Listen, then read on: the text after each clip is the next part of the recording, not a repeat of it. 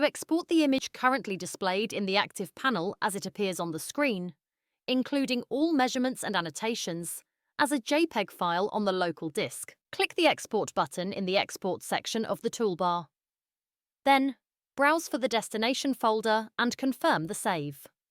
To export the entire study or a set of selected images in a zip archive on the local disk, click Zip Export button instead. In the window that opens, select the file format, either JPEG, MP4 or DICOM, and specify whether to export a set of selected images or the entire study. Then, click OK to confirm the save. The export progress will appear as an info message in the bottom right corner of the screen. Please note that to export a subset of images, the desired images must be selected before clicking the Zip Export button. Select the images by clicking the checkbox in the bottom right corner of each panel.